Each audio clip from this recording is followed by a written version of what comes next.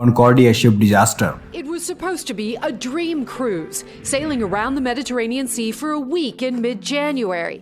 But 10 years ago this week, it turned into इस ship की कहानी भी टाइटैनिक की तरह ही दर्दनाक है। ये शिप भी टाइटैनिक की तरह समंदर में डूब जाता है। ago this week, it turned into a nightmare for the over 4,000 और इस शिप में बैठे कुछ यात्रियों की जान भी चली जाती है। और ये शिप एक क्रूज शिप थी। इस शिप को बनाया था इटालियन कंपनी कोस्टा के द्वारा। ये शिप ऊपर से लेकर नीचे तक पूरी लग्जरी थी। इस शिप को इतना लग्जरी इसलिए बनाया गया था ताकि अगर कोई भी यात्री इसमें बैठता है तो वो कभी निराश ना हो, उसको कोई भी चीज की कमी ना हो इस शिप के अंदर। और इस शिप में इतनी जगह थी कि 3000 से ज्यादा लोग इसमें ट्रैवल कर सकते थे। अब इस शिप की कहानी भी बहुत ज्यादा दर्दनाक है। इसमें बैठे सभी यात्रियों को ये नहीं पता था कि उनके साथ कुछ दुर्घटना घटने वाली है। वो सब बस इस शिप में खुशी खुशी ट्रैवल कर रहे थे। ये शिप अपनी यात्रा करते करते अचानक से एक बहुत बड़े पत्थर से टकरा जाती है और कुछ ही घंटों में डूबने लगती है। शिप के डूबने पर यहाँ पर कुछ लोगों की जान भी चली जाती है।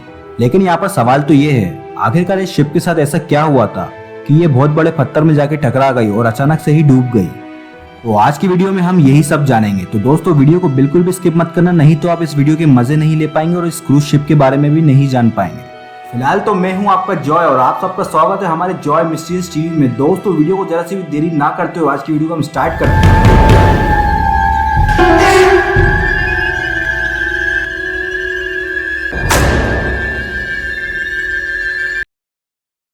were off.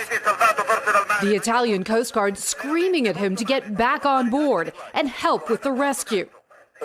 कोस्टा कॉन्कॉर्डिया पहला ऐसा क्रूज शिप था कोस्टा का जो बहुत ही ज्यादा लग्जरी था।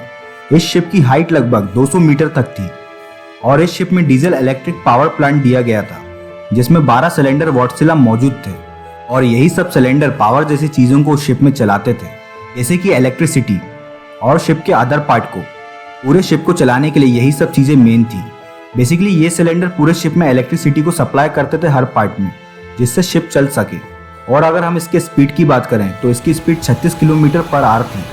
इतने बड़े क्रूज शिप के हिसाब से ये स्पीड सही थी ट्रैवल करने के लिए। और इस शिप में 3000 से ज्यादा पैसेंजर बैठ सकते थे और 1000 से ज्यादा क्रू मेंबर की भी जगह थी इस शिप में। ये शिप पूरी तरीके से एक लग्जरी शिप थी। अब आप ही सोचिए 3000 लोगों के लिए शिप को इतना लग्जरी बनाया गया था, तो ये अंदर से वाकई में कितनी लग्जरी होगी। अब कॉन्कॉर्डिया क्रूज शिप की कहानी की शुरुआत होती है 13 जनवरी 2012 को। समय हो रहा था 7:18। कॉन्कॉर्डिया इटली के शहर से रवाना हो चुकी थी। उस टाइम इस जहाज पर 1024 क्रू मेंबर मौजूद थे 3000 पैसेंजर के साथ। ऐसे ही ये शिप गिगलियो के पास पहुंच रहा था। गिगलियो के पास पहुंचते पहुंचते ही वो अपना रास्ता भटक जाता है और दूसरे डायरेक्शन में निकल जाता है और टस्कन द्वीप के पास जाने लगा। टस्कन द्वीप को पत्थरों का इलाका माना जाता है और ये शिप अनजाने में अपना डायरेक्शन खो के उसी जगह पर जा रहा था।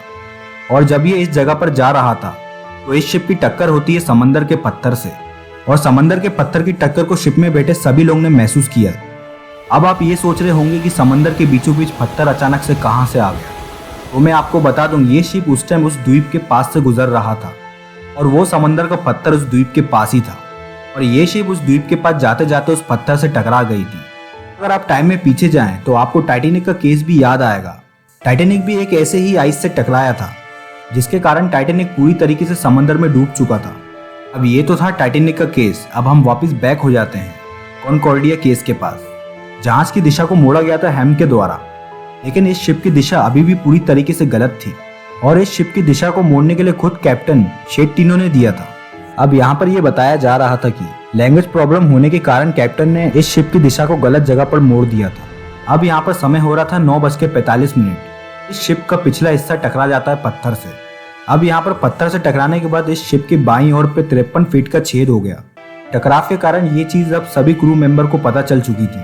सभी क्रू मेंबर इस सिचुएशन को संभालने की कोशिश कर रहे थे, लेकिन उनके लाख कोशिश के बाद भी ये सिचुएशन उनसे संभली नहीं जा रही थी। किसी को भी समझ में नहीं आ रहा था इस टाइम करना क्या है और वो ये भी नहीं समझ पा रहे थे कि इटालियन अथॉरिटी को क्या जवाब देना है। अब यहाँ पर 9:52 हो चुके थे। शिप के इंजीनियर ने इमरजेंसी डीजल जनरेटर को यूज करने का सोचा, तो उन्होंने उस जनरेटर को चालू करने की कोशिश की, लेकिन उनके लाख कोशिश के बाद भी वो जनरेटर चालू नहीं हो रहा था। अब यहाँ पर कॉन्कॉर्डिया शिप बहुत ही बड़े दिक्कत में आ गया था। अब इस शिप का जनरेटर ही काम नहीं कर रहा था, तो ये शिप कहीं आगे भी नहीं बढ़ सकता था। अब इसी दिक्कत के कारण सभी पैसेंजर को भी बता दिया गया कि शिप के साथ आखिरकार हुआ क्या है। अब यहाँ पर शिप में बैठे सभी पैसेंजर बहुत ही ज्यादा डर गए, लेकिन क्रू मेंबर ने उन्हें शांत करवाते हुए लाइफ जैकेट पहना दी ताकि बाई चांस कोई हादसा होता है तो किसी की जान ना जाए। अब शिप के इंजीनियर जांच कर रहे थे तो उन्हें पता चला कि शिप के 5 कंपार्टमेंट डूब चुके हैं पानी से। अब यहाँ पर सबसे बड़ी मुसीबत तो ये थी, जब शिप के इंजन ही काम नहीं कर रहे हैं तो शिप को आगे चलाया नहीं जा सकता। चलने के कारण इस शिप के डूबने के चांसेस और बढ़ रहे थे। कैप्टन के छोटे से गलत डायरेक्शन के चक्कर में ये शिप इतनी बड़ी मुसीबत में आ गया था जिसके बारे में किसी ने सोचा ही नहीं था। अब जहाज के ना चलने की वजह से ये शिप समंदर की लहरें और हवा से उस द्वीप के पास जाने लगा। उस द्वीप के पास जाने के कारण इस शिप के बचने के चांसेस और भी ज्यादा बढ़ गए। आखिरकार कुछ समय बीत जाने के बाद ये शिप उस द्वीप के पास जाके अटक गया। अब यहाँ पर शिप के कैप्टन फैसला करते हैं कि शिप में बैठे सभी पैसेंजर की सुरक्षा के लिए उन्हें रेस्क्यू टीम को बुलाना चाहिए। तो यहाँ पर शिप के कैप्टन ने ऐसा ही किया। शिप के कैप्टन ने रेस्क्यू टीम को इन्फॉर्म कर दिया रेस्क्यू के लिए। जैसे ही पास के कोस्ट गार्ड को ये पता चली बात, पास के कोस्ट गार्ड ने शिप से डायरेक्ट कनेक्ट किया, कैप्टन से बात की। फिर कैप्टन ने पूरी सिचुएशन बता दी कोस्ट गार्ड को और ये भी बताया कि हमें रेस्क्यू की सख्त से सख्त जरूरत है। अब यहाँ पर कोस्ट गार्ड ने रेस्क्यू टीम को भेज दिया इस शिप के पास रेस्क्यू करने के लिए। यहाँ पर रेस्क्यू टीम भी निकल गई थी शिप में बैठे सभी लोगों की जान बचाने के लिए। अब 10:33 पे शिप पे अलार्म बजा दिया गया और सभी यात्रियों को इन्फॉर्म कर दिया गया कि सब लोग मास्टर स्टेशन के पास चले जाएं। अब यहाँ पर समय हो रहा था 10:39।